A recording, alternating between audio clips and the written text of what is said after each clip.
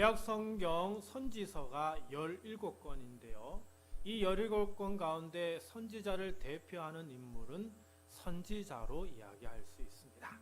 신약 성경에서 가장 많이 인용하는 그 선지서도 바로 이사야서입니다.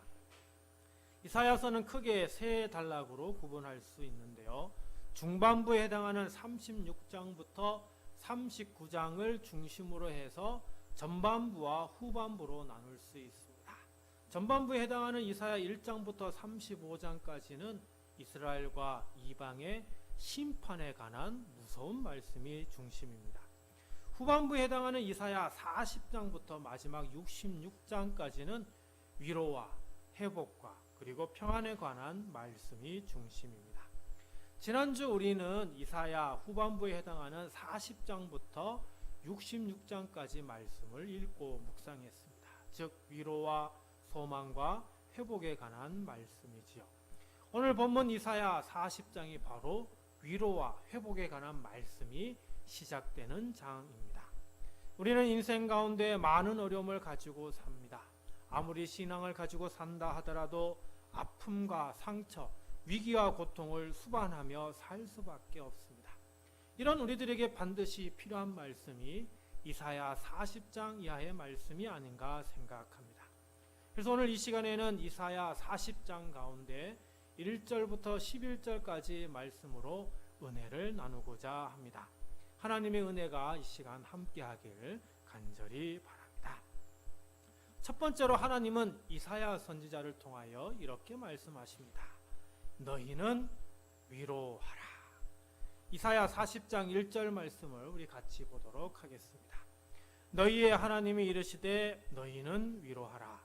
내 백성을 위로하라. 하나님께서 지금 선지자에게 이스라엘 백성을 하나님의 백성을 위로하라 이렇게 말씀하고 있습니다. 자, 그러면 왜 이스라엘 백성을 위로하라고 말씀하고 있을까? 우리 2절 말씀을 함께 봅니다. 너희는 예루살렘의 마음에 닿도록 말하며 그것에게 외치라. 그 노역의 때가 끝났고 그 죄악이 사함을 받았느니라. 그의 모든 죄로 말미암아 여호와의 손에서 벌을 배나 받았느니라 할지니라 하시니라. 아멘. 자, 이스라엘이 노역의 때가 끝났다. 죄악이 사함을 받았다. 이렇게 말씀하고 있습니다. 이스라엘이 지금 노역의 때가 끝났다라고 하는 것은 지금 현재 이방의 노예로 있음을 이야기를 하고 있죠. 그래서 마치 노역하는 것처럼 아주 고되게 힘들게 살고 있음을 말하고 있습니다. 그러면 이스라엘이 이처럼 이방의 노예가 된 그 이유는 무엇 때문이냐? 하나님께 죄를 지었기 때문이다 라고 하는 것이죠. 그래서 하나님이 이스라엘에게 벌을 주셨는데 지금까지 그 벌의 배를 받았다. 갑절의 배를 받았다. 그래서 이제 충분히 벌을 받았기 때문에 이제 이 모든 죄를 지은 것에 대한 대가를 다 치렀기 때문에 가장 먼저 이스라엘 백성들에게 선포해야 되는 것이 바로 위로하라라고 하는 말씀인 것입니다. 즉 하나님의 백성인 이스라엘이 정말 하나님을 잘 믿고 섬겼으면 했는데 하나님을 제대로 섬기지 않았고 이방신을 섬김으로 인하여서 이스라엘은 하나님의 심판을 받게 된 것입니다. 그래서 하나님의 심판을 받아서 이스라엘이라고 하는 나라는 망하게 되었고 이방의 노예로 끌려가 거기에서 마치 노예로서 온갖 노역을 하며 사는 그런 인생으로 살았던 것입니다. 하지만 이제 충분히 벌을 받았기에 하나님께서 이제 이스라엘 위해서 제일 먼저 선포하시는 말씀이 바로 위로하라라고 하는 말씀입니다. 위로에 해당하는 원어 나함이라고 하는 단어인데요. 이 단어를 보니까 위로하다, 안심시키다, 동정하다 이런 뜻이 있습니다. 그리고 여기에는 그냥 입으로 형식적으로만 위로한다라고 하는 것이 아니라 상대방의 마음이 닿도록 하는 그런 말로 해야 한다는 것, 그리고 그 어려운 문제가 해결될 수 있도록 도와줘야 된다는 그 의미까지가 담겨져 있는 것이 바로 위로한다는 그런 의미입니다. 정치 지도자들, 위정자들은 종종 국민을 위로합니다. 하지만 위정자들의 그 말에는 진정이 그들이 정말 위로하고자 하는 그 마음이 담겨져 있는지 의심이 될 때가 참 많습니다. 마음에 닿도록 위로하지 않고 그저 형식적으로 위로하고는 다음 일정을 소유하기 위해서 떠나는 모습을 자주 보게 됩니다. 하나님은 이런 위로를 하라고 말씀하지 않습니다. 이스라엘 사람들이 충분히 공감할 수 있을 정도로 마음이 담겨 있는, 정성이 담겨 있는 말로 위로하라 말씀하고 있습니다. 그래서 하나님의 사역을 담당하는 목사는 먼저 성도를 위해 위로를 합니다. 목회자는 예배를 가장 중요시 여기지만 또한 성도를 위해서 가장 중요하게 여기는 것이 바로 위로입니다. 인생을 사는 것 자체가 노역이고 고통이요 상처이기에 목사는 성도들을 만나면 제일 먼저 위로하게 됩니다. 몇 주 전 우리 성도님 가정 가운데 어려움이 있었습니다. 목사인 저는 사랑하는 동생을 떠나보낸 성도님을 당연히 위로해야 합니다. 마음이 닿도록 위로해야 되는데 정말 그것이 정말 쉽지가 않았습니다. 근데 예배 후에 우리 성도님 분 한 분이 아무 말 없이 조용히 다가가셔서 그분을 안아주시고 다독여 주시는 그 모습을 보며 제가 다하지 못한 위로를 우리 성도님이 해주셨구나, 이런 감사한 마음을 가지게 되었습니다. 위로라고 하는 것은 목사만 할 수 있는 것이 절대 아닙니다. 위로는 우리 모두가 함께 할 수 있는 일입니다. 그래서 성도는 함께 성전에 모여 각자 인생에서 겪는 어려운 일들을, 이런 일들을 서로 나눔을 통해서 서로를 위해 기도해 주면서 서로를 위로할 수 있어야 합니다. 근데 여기에서 기억해야 할 것은 내가 위로하는 것이 되어서는 아니 됩니다. 하나님의 위로를 우리가 대신 한다는 것을 분명히 기억해야 됩니다. 우리 1절 말씀을 다시 볼까요? 너희의 하나님이 이르시되 너희는 위로하라, 내 백성을 위로하라. 하나님의 말씀대로 위로하는데 누구의 백성? 하나님의 백성을 위로해야 되는 것입니다. 하나님의 백성을 위로하는데 내가 위로하는 것이 아니라 하나님을 대신해서 우리가 위로한다는 이 사실을 잊어서는 아니 됩니다. 이처럼 우리는 어려움, 힘든 일을 겪을 때 위로받아야 합니다. 무엇보다 하나님의 위로가 절실히 필요합니다.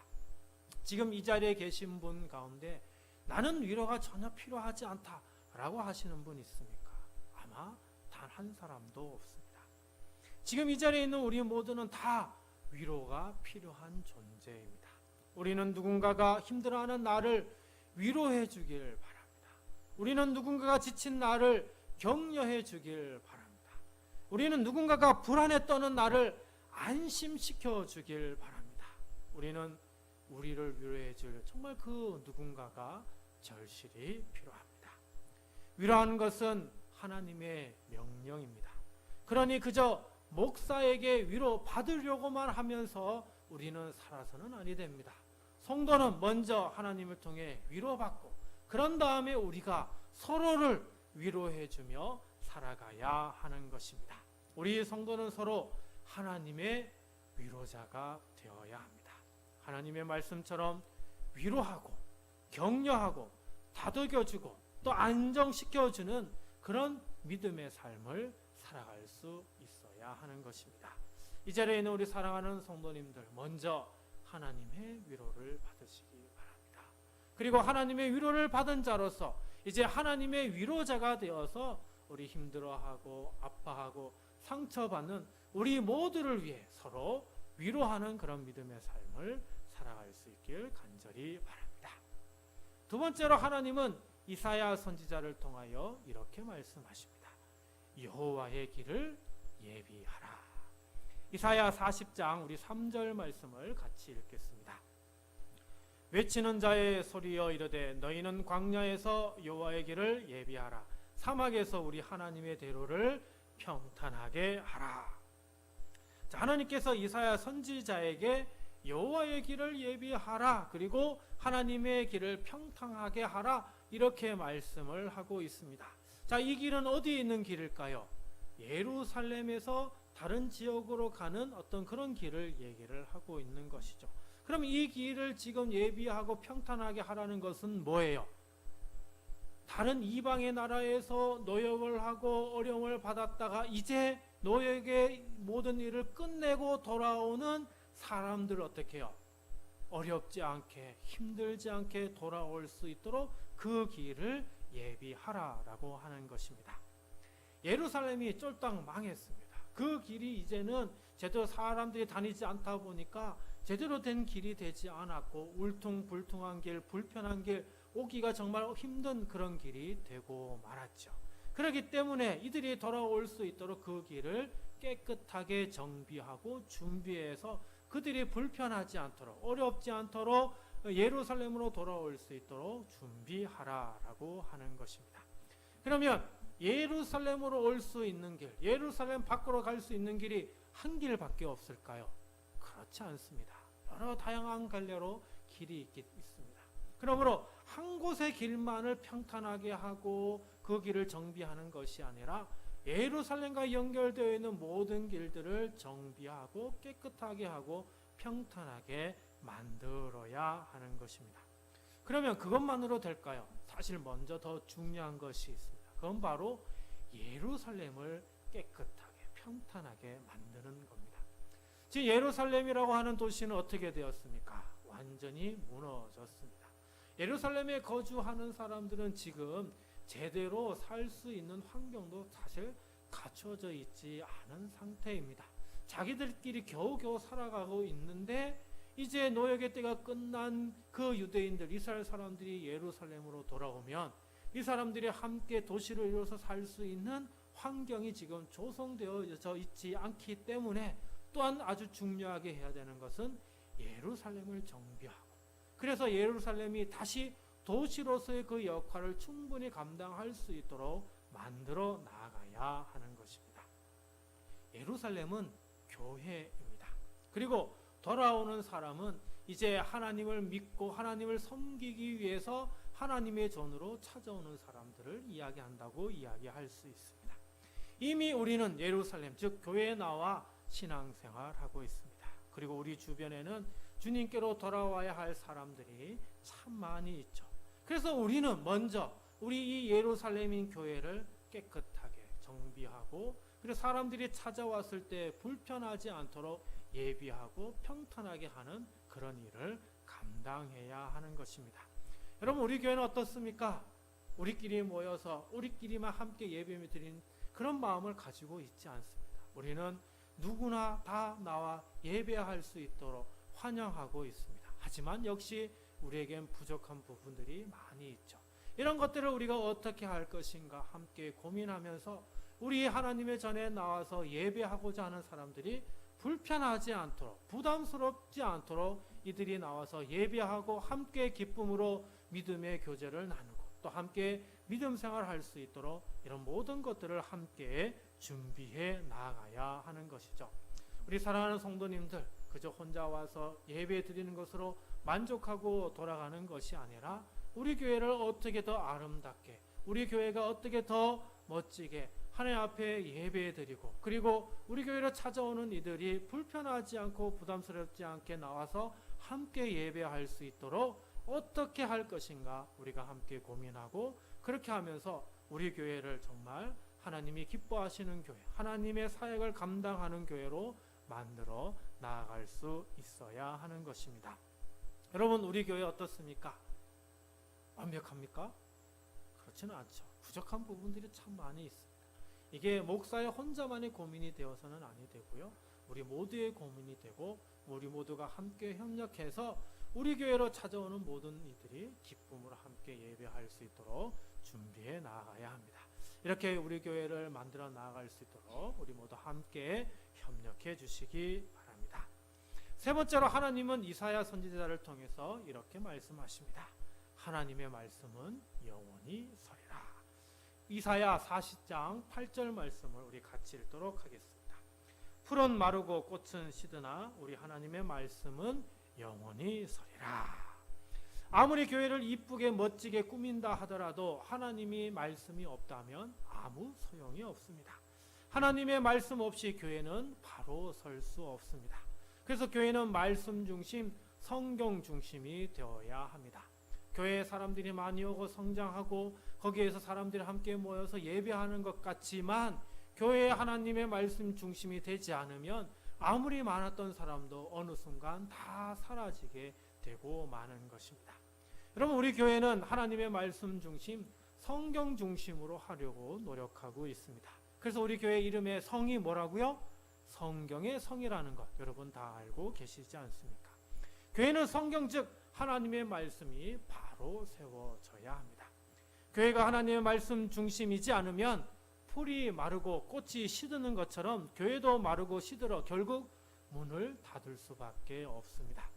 우리 교회가 바로 서기 위해서는 하나님의 말씀 중심, 성경 중심이어야 합니다. 교회가 이런 중심이다라고 하는 것은 신앙생활하는 성도님들도 그의 삶이 바로 뭐가 되어야 된다는 거예요? 하나님의 말씀 중심, 성경 중심이 되어야 한다는 겁니다. 그래서 가장 먼저 우리 교회가 하고 있는 게 뭡니까? 1년 1독입니다. 1년에 적어도 성경 한 번은 읽어야 되는 것 당연한 것 아니겠습니까? 성경 1독을 하려면 하루에 3장에서 5장을 읽어야 되고요. 매일같이 읽지를 못한다면 일주일로 한다면 일주일에 25장에서 한 35장을 읽으면 1독을 할 수가 있습니다. 우리 성도님들 열심히 잘 따라오고 계시죠? 좀 힘들기도 하지만 그러나 성경 1년 1독을 하기 위해서 여러분 힘써야 합니다. 하지만 성경 읽는 것만으로 하나님의 말씀이 영원히 서게 할 수는 없습니다. 왜냐하면 성경이 정말 어렵기 때문이죠. 1년 2독 그리고 1년에 10독 하는 분도 있고요. 평생에 100독, 1000독을 하시는 그런 분들도 있습니다. 하지만 이런 분들 성경을 읽은 분들한테 가가지고 그래서 성경 정말 지식이 풍부하겠습니다. 정말 지식이 정말 대단할 것 같습니다. 존경스럽습니다. 라고 이렇게 가서 얘기를 하면 그분들이 이렇게 얘기해요. 제가 성경을 그렇게 많이 읽었지만 성경에 대해서 아는 게 없습니다. 라고 얘기를 해요. 성경 읽어도 성경을 바로 이해하기가 쉽지 않기 때문입니다. 성경 공부가 수반되어야만 성경을 읽을 때 더 풍성하게 이해할 수 있고 바르게 알 수 있기 때문입니다. 오늘날 우리가 성경 공부가 부족하다고 생각하니까 밖에서 성경 공부하는 곳에 찾아가다가 이단 성경 공부에 빠져서 잘못된 길로 빠지는 경우가 많이 있습니다. 성경 공부 정말 중요하고 반드시 여러분들이 참석해야 되는데 다른 지역에서 하는 성경 공부에 귀를 기울이지 마시고 우리 교회에서 하는 성경 공부에 여러분들이 적극적으로 동참해 주시기를 바랍니다. 그래서 여러분들이 잘못된 성경 지식으로 잘못된 이해를 하지 않도록 바르게 성경을 볼 수 있도록 여러분들과 함께 하고자 하오니 여러분들이 우리 교회에서 하는 성경 공부에 열심히 참석해 주시기 바랍니다. 그래서 이 성경 공부 그렇게 해서 성경 중심으로 여러분이 갈 때 우리 교회는 흔들리지 않고 우리 교회가 뿌리를 내려 든든히 세워질 수 있습니다. 우리 모든 성도님들이 성경 중심으로 든든히 세워질 수 있기를 간절히 바랍니다. 마지막 4번째로 하나님께서 이사야 선지자를 통하여 이렇게 말씀하십니다. 하나님께서 목자같이 양떼를 먹이시리라. 우리 이사야 40장 10절로 11절 말씀을 같이 읽도록 합니다. 보라, 주 여호와께서 장차 강한 자로 임하실 것이요 친히 그의 팔로 다스릴 것이라. 보라, 상급이 그에게 있고 보응이 그의 앞에 있으며 그는 목자같이 양떼를 먹이시며 어린 양을 그 팔로 모아 품에 안으시며 젖먹이는 암컷들을 온순히 인도하시리로다. 아멘. 자, 두 구절을 봤는데요. 두 구절에 많은 말씀이 담겨 있습니다. 근데 여기에서 핵심을 찾으자라고 한다면 하나님은 어떤 분이시라고요? 목자라고 하는 것이고 우리는 뭐라고요? 양떼라고 하는 것입니다. 목자는 양을 치고 돌보는 일을 하는 그런 사람인데 오늘 우리가 사람이 아니라 양떼로 이렇게 비유하고 있습니다. 자, 하나님은 왜 우리를 양떼로 이렇게 표현하고 있는 것일까? 먼저 양이라고 하는 이 동물이 어떤 동물인가를 좀 생각을 해야 되는데요. 양들은 절대로 자기를 보호할 수 있는 능력을 갖고 있지 않은 짐승입니다.